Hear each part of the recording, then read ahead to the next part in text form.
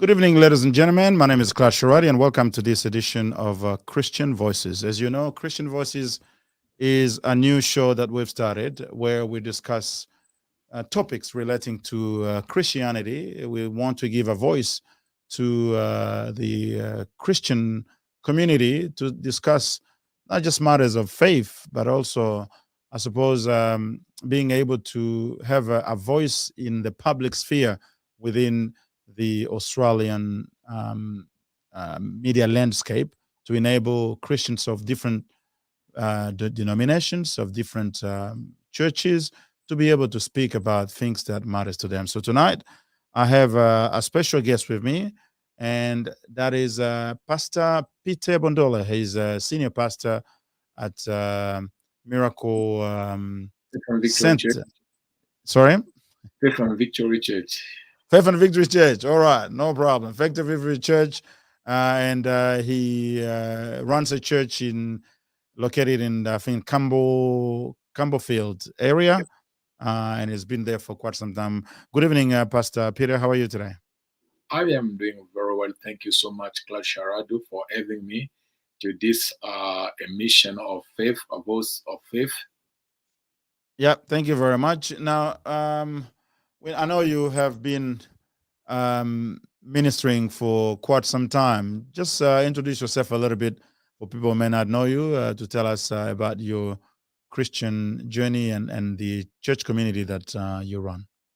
Thank you very much again. As I said to you, I am a Pastor Peter Bondole, and I've been in Australia nearly 25 years now, since I've been in Australia, and be in the ministry. I've been in the ministry for 40 years. 40 years I've been in the ministry, and Apostle Peter Bondole is a father of four, and I'm married with one woman who's a Claire Kia Kanama. And to know about my journey of ministry is a long story, which I don't think we're going to finish this today. Briefly, I'm running Victory Church in Melbourne, Australia. My journey of ministry. I've been in the church in Australia here for nearly 22 years now since we started the church. And we are now located in 49 Malcolm Place in Campbellfield. That's where we are now. Okay. Thank you very much, Pastor Peter. Now, today we're going to be talking about, I suppose, a spiritual focus in these challenging times. We obviously going through a very challenging time that has never happened before, with all the uncertainties, with all the disruptions, with all the restrictions, everything that is happening, the church being attacked from left, center, and right.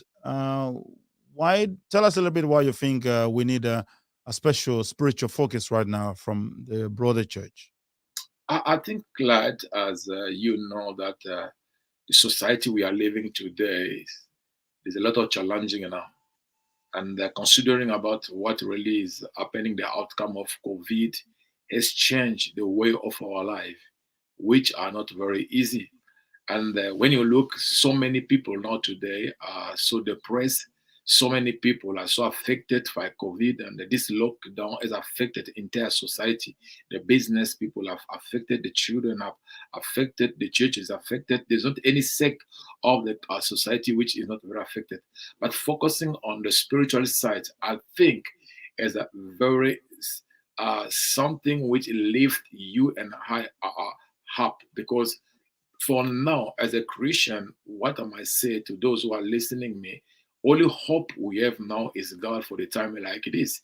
Because without God, we don't know where we will be. Because even those who are leading us today in the politically and economically, they are not know about what will happen in 2022. And it's not easy to talk about that without God. But me personally, as a pastor, as a teacher of the word of the Lord, what I know that the spiritual side of us as a Christian is a very important for the community which are lost now, and we need to bring the message of hope that no matter what is happening around us, we can still make it no matter what. And always I say to a lot of people I meet that don't let this COVID to change your way, but you need to prepare yourself to face it, because we're going to live with it. But the problem is how to prepare yourself and how to affront it, because you can't stop your business because of it. You can't stop your life because of it, but you just need to learn how to do. And the church, what we are more focused now is about, we are helping the people now about how they can stand and how they can rebuild again their life and keep moving on. Absolutely. And I understand because of this, you are organizing actually some uh, 21 days of prayer and fasting within your church. Tell us why you think that is important. Yes, glad. I think prayer, some people that use different kind of word about a person who pray, you feel more light because you are connected with God. I don't want to say like you are connected with the spiritual being, but you are connected with the creator of the universe, the one who created you. And now fasting and prayer give us now stimulated us and bring some sort of force in our lives to overcome so many obstacles. If you want to begin to go in the Bible, you might see even Jesus was advising a Christian to fast. One day, he said to the disciple that those kind of demons that shall not go out just by prayer, but you need add fasting, because fasting is a discipline. And when you look even the medical side of this, is approval, because when you are fasting, it's like you are cleaning your body. You are cleaning your body, and you are cleaning your blood, and just give something in your life. And what I'm trying to say here for all those Christians, because this fasting is a worldwide, not just in Australia, because we'll be using Zoom and we'll be using Facebook, which means anyone around the world that will be connected during those 21 days of fasting. And it's very important. Jesus himself did 40 days of fasting and prayer. Moses, he did 40 days of fasting and prayer. Jeremiah did 21 days of fasting and prayer. Daniel did 21 days of fasting and prayer. You might see Paul did so many of fasting and prayer. And in the time like it is for you and I as a Christian to stand, I think we need prayer and we need fasting. Yes, we need prayer and fasting. Obviously, I suppose within a Christian perspective, what we're facing now is not just the things we see with our physical eyes. There are spiritual realities that are behind what is happening, and we need to respond with spiritual um, tools and spiritual weapons. Do you think that with everything that is going on, there is enough focus within the church to be able to fast and pray to address some of these very challenging decisions and circumstances that we are living under? Yes, I will not deny that, Glad. I think of fasting and prayer as a church. I might say to you, since like our church, since we are locked down now, you know that the church will be engaged in this moment where we are spending so much about assisting the people. We are trying to assist the people with the food.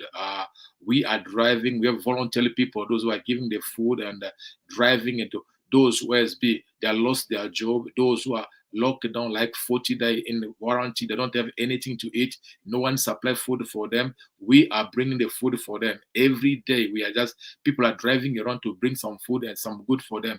And we not just only bring the food, but again we have to bring prayer, because I'm telling you, Claude, myself in my house, I experienced that this COVID is not only about physical sight, but there is again spirit beyond that. That's why we might give the people food, we might give them this medication, but if God is not involved in this, the society we are living gonna be collapsed every day.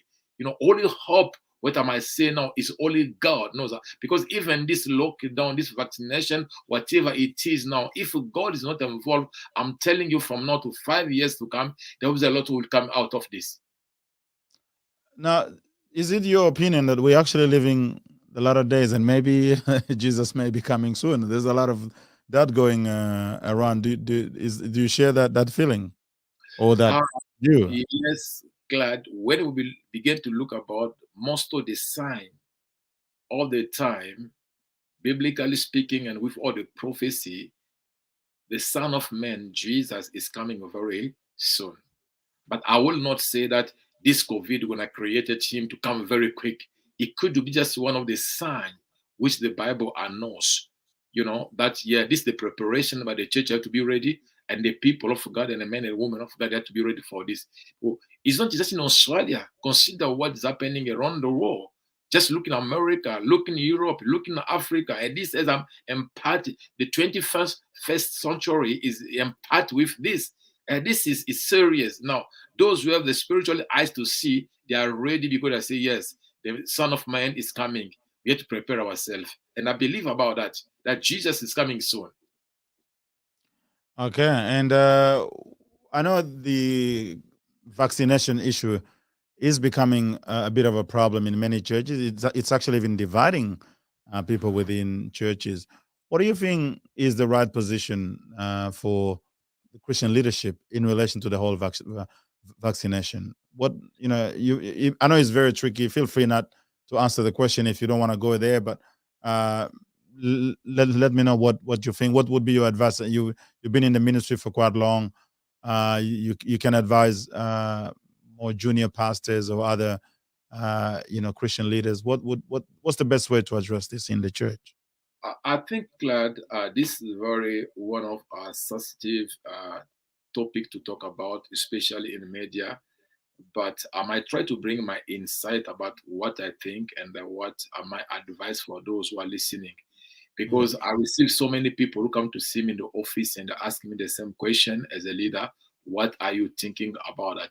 The tricky of this is this: the imposition, the government imposing the people to get this vaccination.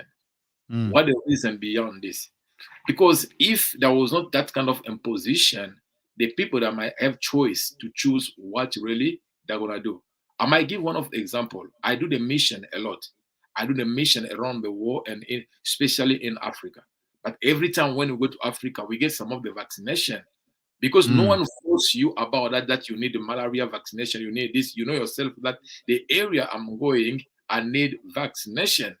But now when I begin to make it to you is obligation, something's wrong about this, And scientifically speaking, normally when the vaccination come out, it might take like 3 years or 4 years before they begin to give it to the human being. But now this vaccination is coming quick and straight away in our body. Now the reaction of that, they are not talking about that. I don't know if so many media they are talking about that. But when the mm, people that come to me, I say to them, I say, hey, my advice is go see your local GP and talk to them about, let them to take with your body if we will respond about that vaccination. But otherwise, you are mature enough to set up your mind. If I say to you, don't take it, and there's something happened to you, you're gonna say, Pastor, because you said to me, don't take it. If I say mm. you take it and something happened to you, you're gonna say to me, because you told me about that. But the right people to talk to us about that, I think the GP, they are very good people to tell us about take it or not take it according the organ, according your body system, how it work. Because some people is not responding well, and some people is responding well. That's what I can say. But it's very tricky because those who are getting vaccination, I just received phone call from some of the family. All of them that already have like second dose, but all of them that are affected with COVID in the house. How you can explain about that? I just Mm. watched in the news from the UK now, 70% of the people, those who have been affected, they are fully vaccinated. How you can explain about that? And 70 people, those who are fully vaccinated, some of them, they are dying with this vaccination. How you can explain? There's a lot of question to ask to ourselves and to ask about this vaccination. No one is giving us clear picture about those questions, and it's so tricky. And always I say to people, let your conviction lead you. Feel free. If you want to go to get it, you up to you. If you don't want to get it, up to you. But what we don't accept is about the measure they are taking about. If you're not vaccinated, you can't work, you can't do this, you can't do this. Why that? Very for me, I stand against that. I don't like it. That's my simple opinion. But I need to give the people freedom to choose what is good for their life, not to impose them. That's what I can say. And some people say perhaps vaccination could be the mark of the beast. Well, what's your thought? Clyde, I don't think that that's not even before the vaccination come, when I look about 20 years ago or 30 years ago, when the people that began to use the Visa card. They were Yeah. saying it was again a mark of the beat and this and this. Those are just rubbish conspiracy. You know, I don't believe about that because I don't believe that God we are serving will allow us in this kind of condition.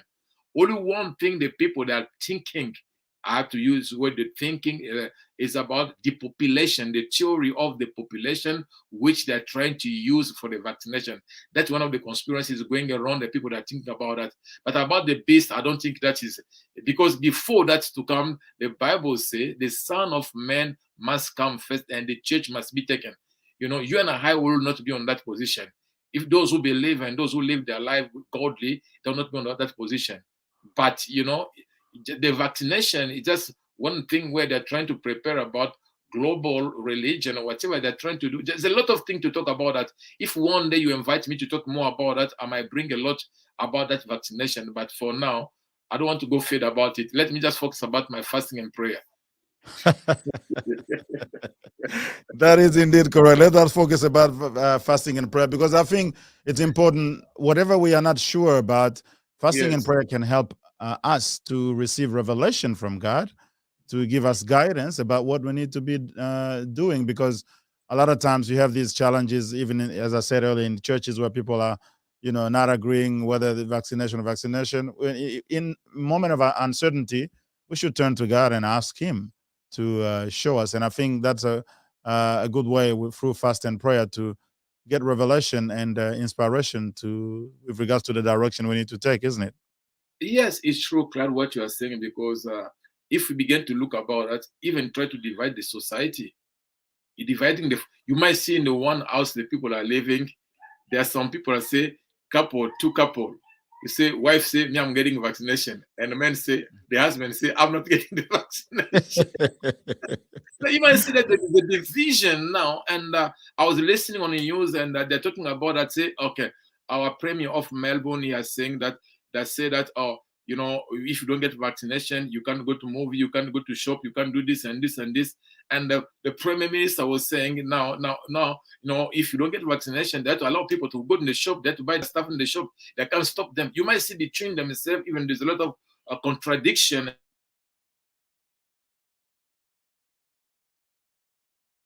Okay, we seem to have lost. Yeah. Okay, we've lost you. We've lost the sound. Okay, we seem to have lost Pastor Peter Bondole, who was talking about some of these issues and challenges facing the church today, the division that is getting into the church in relation to vaccination. It is obviously a very tricky issue. There are uh, pastors and church leaders who are encouraging their members to go and vaccinate. There are others who are not doing that. And because of that, there are some division where some members saying there's nothing wrong with vaccination. It is actually good for public health that that is done, and as many people as possible should vaccinate. Others think that this vaccination may not be as safe as they make it to be because obviously, as we know, it has been it's still under trial officially, and there are still not enough data to confirm it is safe. However, after almost about 2 years, there are signs that uh, it may be safe because nothing much is happening after 2 years. Although there have been people who've died and continue to die after taking the vaccine, it's really very challenging. Here, we don't have any particular official position. We simply ask people to seek guidance from God, and uh, this is a very, very sort of personal decision that people have to take, and they should consult, so to speak, or just ask God to tell them what to do. The politicians are telling us to just visit our local GP, and even though GPs are already in incredibly a lot of pressure by the politicians, and there's a lot of pressure on them to not say anything that will undermine the vaccine. Therefore, when they refer people to the GP, it's kind of telling them go there and you will end up getting a vaccine. But from a spiritual perspective, we should not consult just the GP. We should also consult God.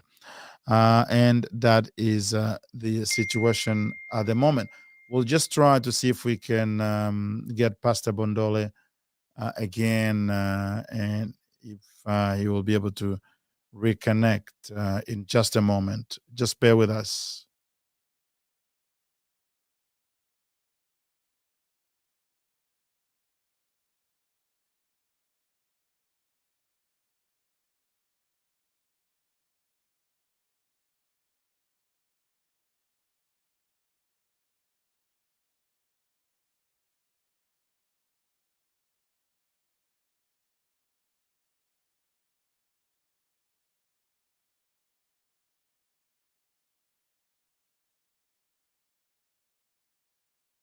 Okay, we're back. So that was Pastor Peter Bondole. Unfortunately, he's not able to join us again. You know, sometimes technology has its own mind, so to speak, and when it does what it wants to do, you can't make it obey. There's not much that can be done. But suffice to say that, as you've seen, Pastor Peter Bondole is organizing fasting and prayer 21 days, and there are many churches, including my own church, where we are actually doing 21 days of fasting and prayer. And I think that's kind of a worldwide thing that is happening now within the Christian community. People seeking God's guidance through fasting and prayer, and which is a very good thing for us Christians. And the Faith and Victory Church, run by Pastor Peter Bondole in Campbellfield, in northern Melbourne, is actually organizing this fasting. And then after that, there will be a number of guest speakers when they open the fast who will be coming to speak about God's message in these uncertain times. So that is it for our show tonight. We're still, obviously, this is a brand new show, and we're still trying to fine tune a few things. If you have ideas that you would like to suggest, we'll be more than willing to hear from you. Send us suggestions. We will be also inviting many guests, not just church leaders, any Christian really, because this is like a platform to enable Christians of different faith in terms of denominations, doctrine of faith, I meant to say, and to I mean different churches and different places, both in Australia and beyond, to be able to speak on any topic of importance, especially trying to enlighten the world about the Christian perspective on social issues, political issues, even economic issues, because our leadership as Christians is not just limited to the spiritual world, it is also meant to radiate through a variety of settings. And that is what we're encouraging, especially young Christians, to be able to take the Christian faith out there and be able to speak with authority on topics that they have some expertise on, and with the light of the Holy Spirit, us Christians should be able to enlighten the world in so many ways, because we have a moral compass. We know where we're going. It's not just about knowing science or having knowledge. It's also having that light, the spiritual light, because science without morality can be very, very dangerous. But when you have science and you have the spiritual light, you have the Holy Spirit, then you are unstoppable. You've got everything that is required to be able to take leadership on any particular field that you have some expertise on. So contact us if you want to share anything from a Christian perspective. Until next time, stay blessed and stay safe. Thank you very much. Bye bye.